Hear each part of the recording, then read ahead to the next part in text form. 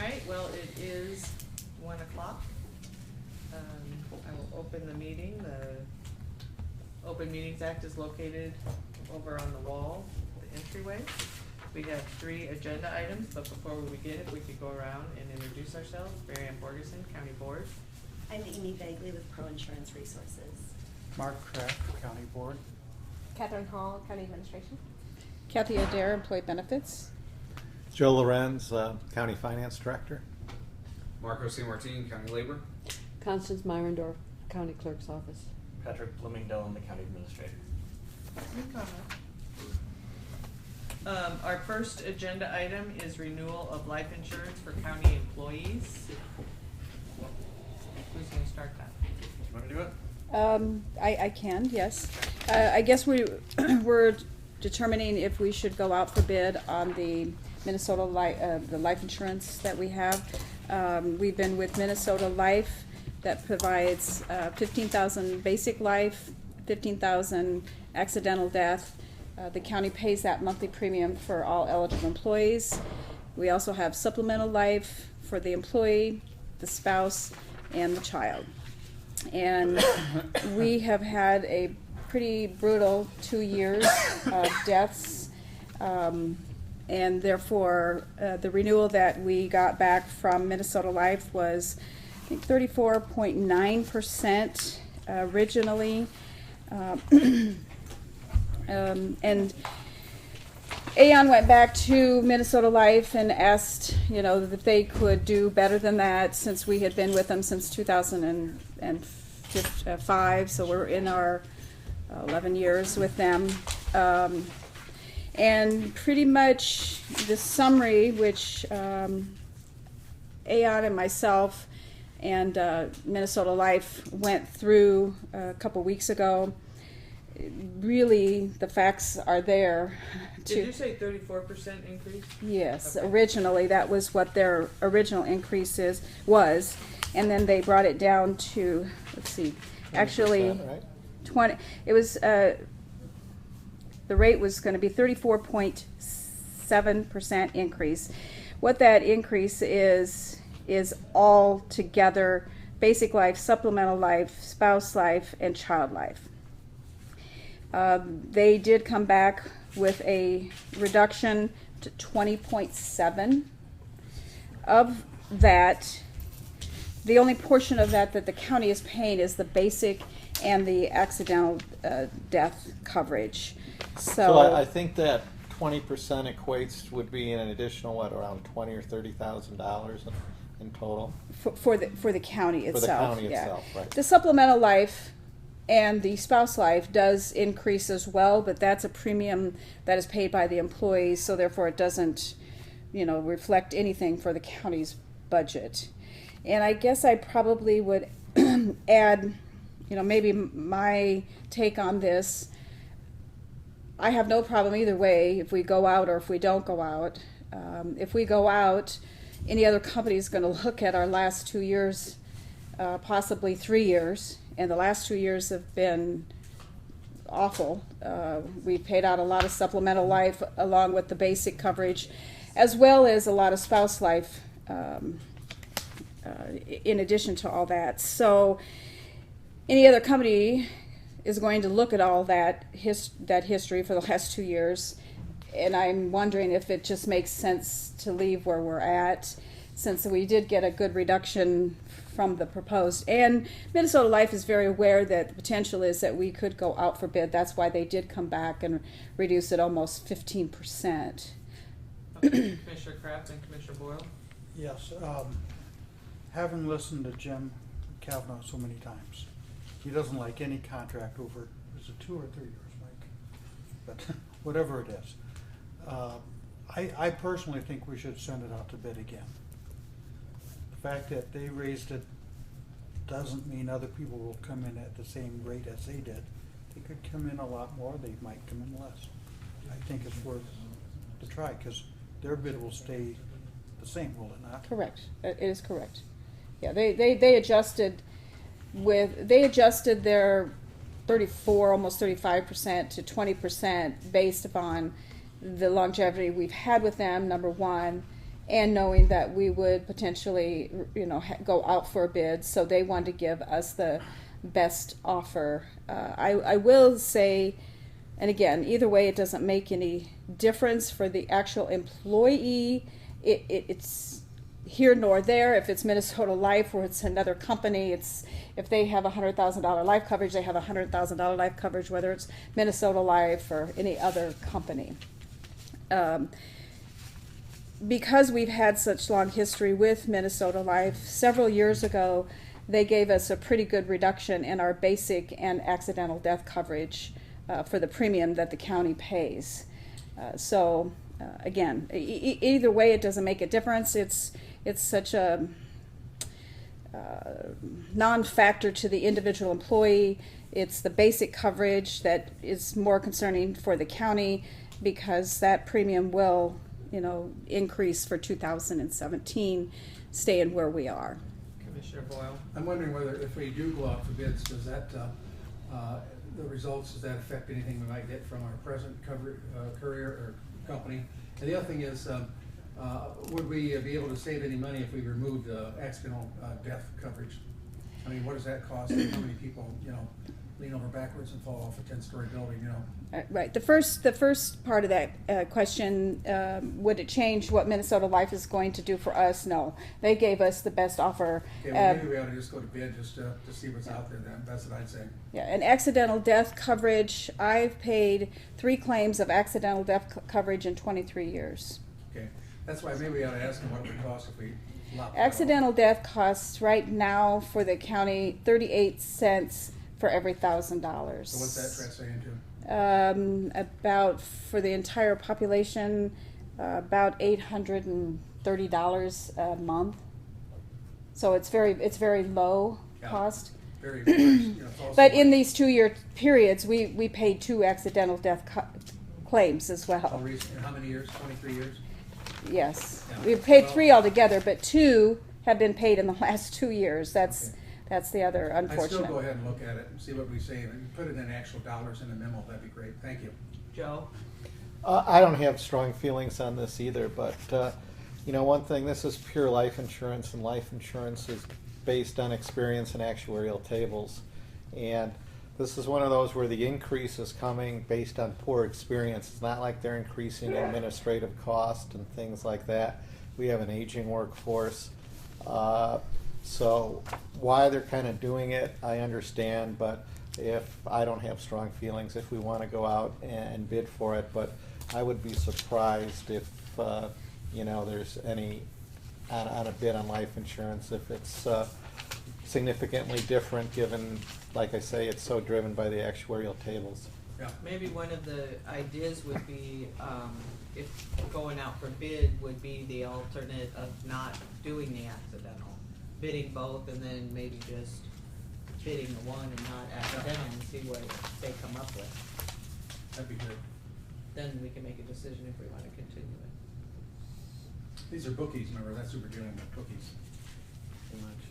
And Jim, It's you all don't need it's to all say- on odds. Unfortunately, They're it's all all on bookies. odds. And again, They call them actuaries, Mike. No, Actually, they're the- bookies, Joe. So Commissioner Kavanaugh just came in, and the discussion is going out for bid for the life insurance, which is now through Minnesota Life. The question was from Commissioner Boyle as to whether or not we as the county, we provide the basic and accidental, should we continue to provide the accidental? And so then, that's when I said, maybe we could bid it 2 ways, both, and then maybe just not without, or without the accidental. See, if we don't do accidental, we can serve donuts at the pension meeting. Yeah. I'd show up. That'd be worth it. I'd show up. So, any other questions or comments? on So, the- so what's the term of these contracts? at the end of this year, we're 2016. So they gave us a renewal. Minnesota Life gave us a renewal. The original renewal, based on, like I said earlier, the last 2 years have been pretty brutal as far I think he as asked what the term was. deaths. Yes, 6 it years, was. 15 Yeah, years. it was a 3-year term ending in the end of 2016. They gave us another 3-year term, but they went from a 34.7% increase to a 20.7% increase. They reduced it for the fact that We've been with them since 2005. We've had long history with them, and the last 2 years have been bad for claims. And so they gave those things consideration and reduced it 15% from original. And then full well knowing the potential was there that we'd go out for bid. So that's their best offer, even if we go out for bid and there is not another company that's better than them, that would still be their holding offer. Well, we'll find out. Okay, so who is the carrier? Minnesota Life, And how long have we been with them? 2005. We're in our 11th year. And who were we with before that? Not for life insurance. Mutual of Omaha. Mutual of Omaha.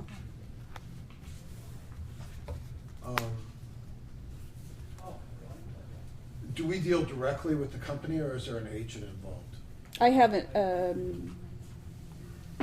I don't know what you mean by an agent or directly with the company. I deal directly with the company. I have a representative at Minnesota Life that I deal with. Okay, there's two kinds of agents. There's a captive agent who works for Minnesota Life, or there's an independent agent. It's a who captive has a agent. Captain, agency. first one. Mm-hmm.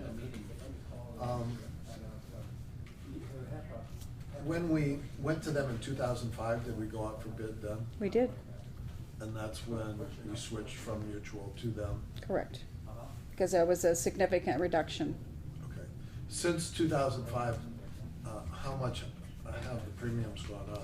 They have not gone up. They in fact have gone down. Probably about 3 years ago, they reduced our rates. 3 or 4 years ago, they reduced our rates.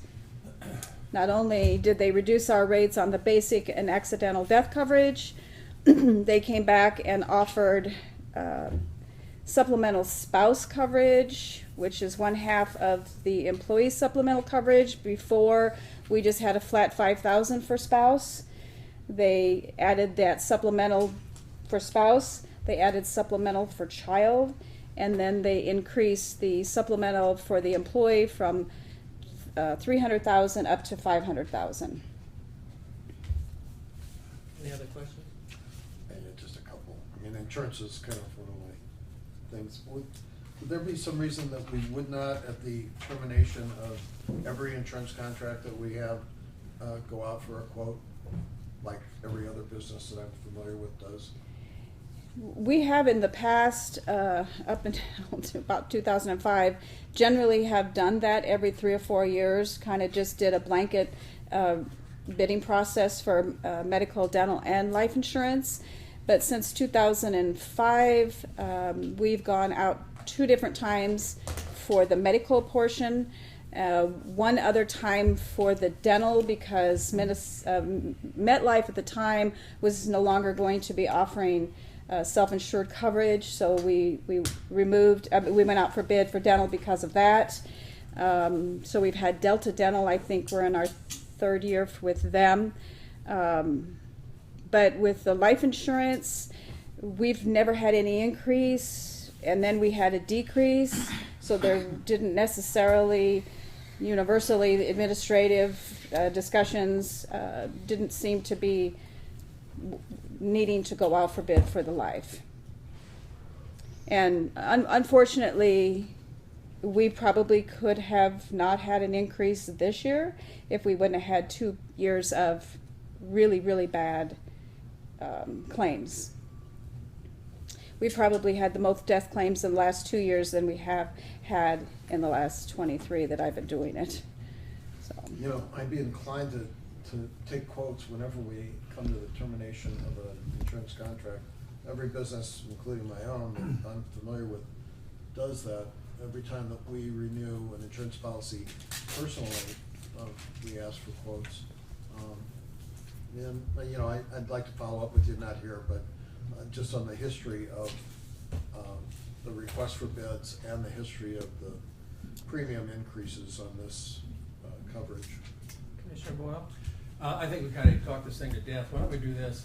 Let's go ahead and do some bids, and let's ask them to bid on accidental death and no accidental death, and then also just kind of see what we get from there. The other thing too is, you know, I noticed, at least with my own insurance, maybe it's because I'm 102, but as you get older, you pay the same premium, but your benefit drops dramatically, so pretty soon you're paying $98 a month, getting back $2 if you die.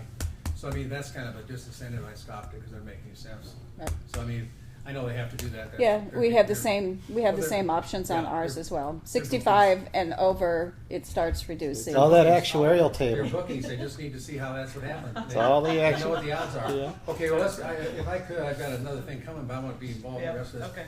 Let's just go ahead and bid it with accidental and without and see what happens. Any other questions or comments on the first agenda item?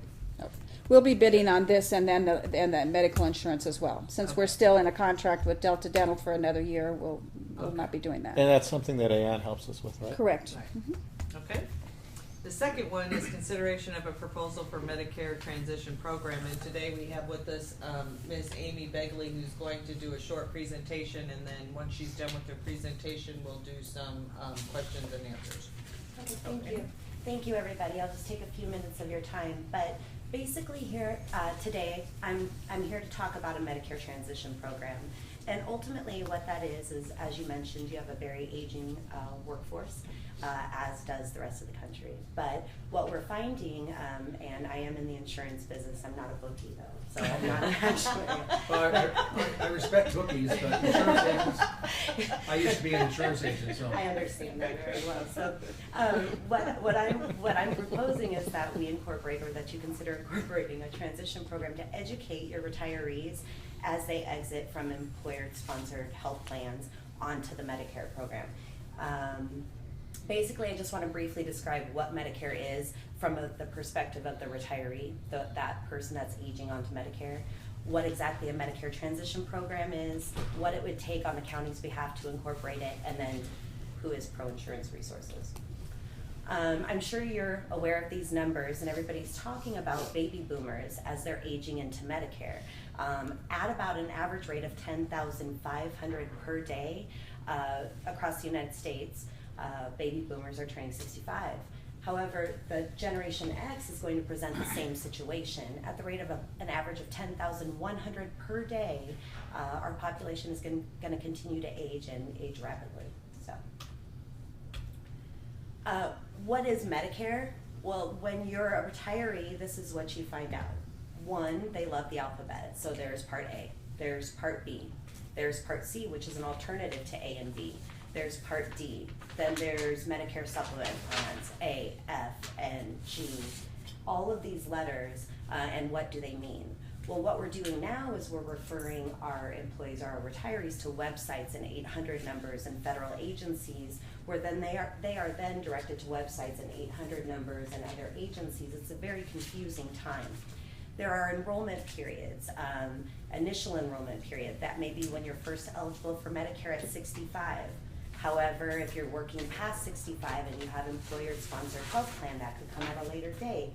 There's an SEP, an AEP, a GEP. These are the acronyms that they're introduced to at the age of 65.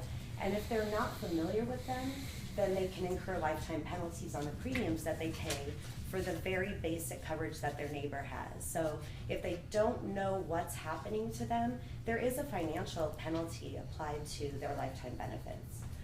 Also, there are a lot of changes being proposed, to the Medicare program in 2020, and that will also require some additional education as that evolves and that information is released to the general public. This is basically what it looks like, and I use this in my presentations all across the state, where they simply don't know where to go. And so what I'm proposing is the introduction of a Medicare transition program to those county employees that are losing their employer-sponsored health plan or coverage. Basically, it's an additional retirement benefit. It's a secondary benefit, it's an ancillary benefit, and one that doesn't cost anything of the county. What it does is provide some resource to your retirees. It's more of a thank you. You're no longer going to have this coverage as of this day. Here is a resource and here are educational opportunities for you to learn more about your next phase of insurance. Basically what it is a very entry-level introduction to Medicare. These educational meetings would be hosted by the county However, they would be administered by Pro Insurance Resources. And we can also offer one-on-one consultations to your retirees as well. Incorporating this program is very simple. As I mentioned, it is a benefit. It's just something that you can offer to your retirees to give them direction. It requires limited communication. Basically, typically what we're seeing is a letter that's included in their packet explaining when their employer-sponsored health plan will terminate, offering them an invitation to attend one of these meetings. Typically they're held quarterly, where they can come in and get the information and get their questions answered. The meetings themselves would be, again, as I mentioned, hosted by the county, but I would then, or my agents would then be presenting the information to your retirees. Pro Insurance Resources, a little bit of history about myself. I've been an agent since 2006, but I've been focusing on the senior market since about 2010. I most recently was employed by an insurance company, and I traveled the country in the capacity as a national training director, working with agents, teaching them how to educate people on Medicare and how to use benefits to kind of offset those financial exposures that that particular demographic really does not need to incur. I mean, they're going from having income to a very set income, and how do we make sure that they understand the exact program so that they're offsetting that exposure, eliminating risk. As I mentioned, I've been in the business for quite some time, but I started Pro Insurance Resources because I feel there's a need to educate my community. So I'm working, although I work one-on-one with many people, I'm working to see how can I get in front of groups. And the reason I would do that is the more people that are educated, the less risk that they're going to incur. I work with the retired firefighters. I work with all of the Omaha Public Libraries. I work in every library from Blair to Glenwood, Iowa, Council Bluffs to Valley, in that capacity of education. And so wanted to extend that opportunity here. And that's ultimately what I have. That's the Medicare Transition Program. Commissioner Boyle? I thought I understood you said that it doesn't cost anybody anything. So how do you make your living? That's a great question. So basically what I do is I provide the educational meetings. If first of all, by law, I cannot sell at an educational meeting. They're promoted as such for educational purposes only. If somebody has additional questions, that would be conducted one-on-one outside of that capacity, okay. And I would work with them to enroll them in there. Okay, so what do you charge them, and how does that work? I don't charge them anything. My commission comes from the insurance Selling the company. products. Yes. Okay, so are you like life insurance people, where you take, you buy term insurance and the agent gets 98% of the premium, all that kind of stuff? It doesn't work that way. It's a very standard fee. The fee that I'm paid for from the insurance company averages about $215 a year. Do you have competitors? Yeah, well, I think no one is working in the capacity of education. Most of my competitors are working in the capacity of sales. So yes, there are Okay. just as many agents as there are Medicare eligible people. Okay, so I don't mean to be a total jerk, but who are your competitors? I mean, because I always have a problem with somebody coming in and offering something that gets to be able to come to all the county employees when there's 16 other companies paying taxes in Douglas County that don't know anything about it. Sure. So, I mean, what I can explain to you is that there's no one that I consider a competitor that is working in this capacity at all. There's no one that's offering the educational meetings. They are truly working on a one-on-one basis with client base or client referrals and things of that nature. As far as who I represent, our agency is unbiased. so not who you represent, but who your competitors are. I really don't have one that is working in this capacity. All right, let's see, what else? Lastly, I'll try to get through this quickly. And so you do sell products. The name of your company is Pro Insurance Resources? That's correct. Okay, did you say something about insurance consultants? Was that something I may have heard wrong? Okay. I don't remember mentioning that. All right, thanks. Yeah, thank you. Commissioner Kraft? Yeah, and I have to agree with Mike. I get at home invitations to dinners, and my wife does also, because of the two of us, almost 3 or 4 or 5 times a week. You know, and they claim that it's educational seminars. There's no such thing. I'm sorry, it's a sales pitch. And even though I might want to utilize your company, my personal opinion is we offer it to you, we need to extend an invitation to all the other people, and by then, all the mailings on our part gets to be very expensive. So what we're doing, by doing the mailings, is saving you the cost of the postage. How, that's true, there's no cost of postage, but I think you're looking at it, and I could be wrong, but from the perspective, your personal experience, and I understand that, and that is in fact what I'm trying to eliminate. So I joke with people that I'm working with, you can't even lie to your mailman about your age, because you're getting mail and your phone is ringing constantly. Unfortunately, that's how business has been conducted in my industry in the past, and myself and my agents are not conducting business in that manner. No, but it's adding to the same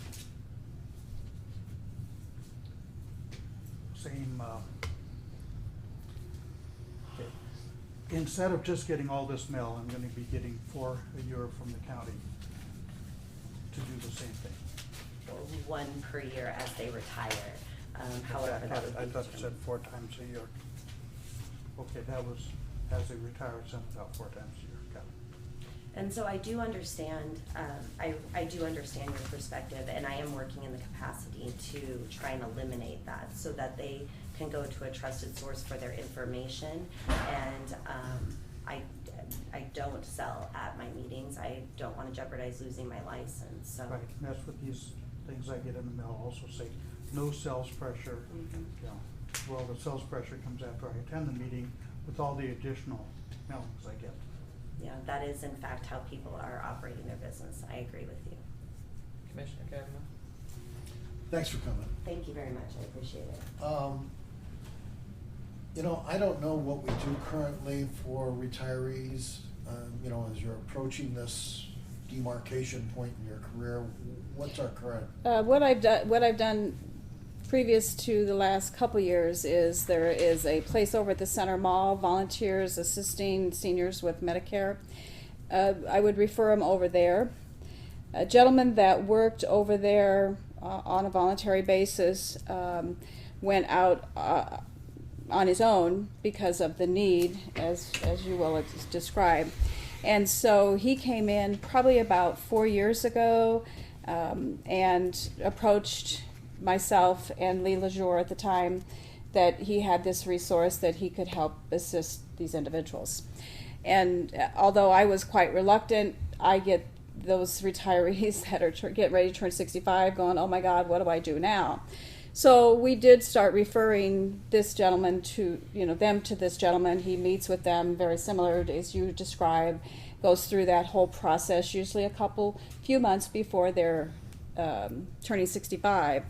And what made me continue to send this individual to these, or our retirees to this individual, was I will get, out of three people that I refer this guy to, I will get 2 of those retirees calling me back saying what a wonderful job he did.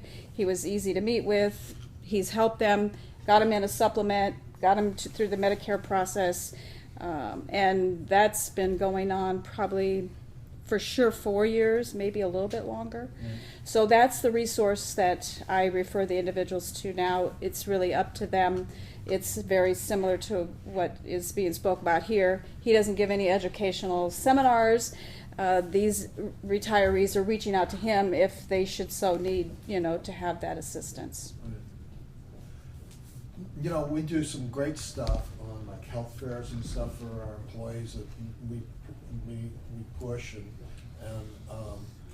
it seemed to me that there's literally more people retiring from the job force in the United States than there are entering it, and your statistics show that too. But so what we've got in our own employee group is that same phenomena in kind of a microcosm, and I don't know if we've ever done anything like the reverse of a job fair, which would be like a retirement fair, which would kind of be a level playing field. I mean, you could come and present, and whoever else wanted to come and present, and we could do maybe in conjunction with the city and get a much bigger group of potential retirees and do it right downstairs in one of our public spaces and have booths and stuff. I go to those things all the time for our Social Security practice, and although we don't specifically deal with Medicare, it's an adjunct to the Social Security practice that we do go to. And you'll see 30 vendors at these things. And if you want to go and talk about your Medicare needs, you can go up and talk to them. And that might be something that would be beneficial to our, folks coming into the retirement sphere. And I know what you do, and it's a valuable service, because people versus the Social Security Administration is not a fair fight. They don't write stuff in plain English. They don't make it easy for you to call them up and ask questions. It's a hard bureaucracy. In our practice, we say they are the largest, most unfriendly insurance company in the United States. And if you're dealing with them on your own, you're at a disadvantage. So there's value to what you offer, and if we could maybe meld it into something that would be for everybody and all the city people as well, it might be something that would have real value. We have not for 2 years now, but we did offer twice a year what's basically called a retirement seminar. MetLife, who was our dental provider at the time, offered up a free service, which was about a 4-week session, 2 hours in the evening, and we did it over the extension office. They required about 20 individuals, and they were well attended except for like the last one, and that's why I backed off not doing it for a couple years. But it took the whole gamut. I mean, it started from what you should have been doing, what you should be doing now, Social Security, beneficiary, estate planning. There was a piece that I would give on the Douglas County retirement. As I said, it was like 4 nights each for 4-week period, 1 night each week for 2 hours, and we did it again over at the extension service. Now we haven't done that for a couple of years, just because the last couple that we did, we get 20 people to sign up, and then we'd get maybe 9 or 10 there. So in the very beginning when we did it, we probably did it for a good solid 3 years, 2 times a year.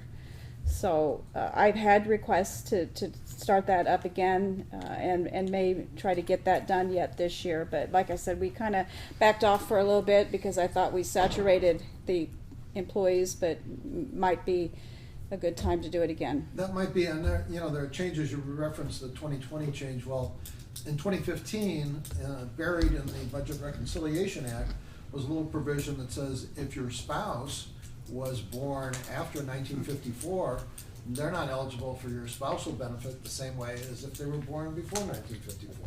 Well, that didn't happen until last year. And these things happen every single year, little wrinkles, that people should probably be aware of on an annual basis at least. So, I mean, that might be something that we want to pursue. It would be great for, I think, our county awareness kind of initiatives, to making us self-aware about what's there. Social Security is a great program, but figuring out how it works and what you're eligible for is a job for professionals. It really is. And like estate planning, you need to talk to somebody who does this for a living. Commissioner Kraft? Yeah, I've been invited to health fairs, or retirement fairs, excuse me, out of the Jewish Community Center. I think there was one at the Benson Library. I think they had one at Dundee Grade School at one time. Are you planning on retiring? Never. Okay. Just acting like it, Make it. Okay. Until you make it. Cut that. But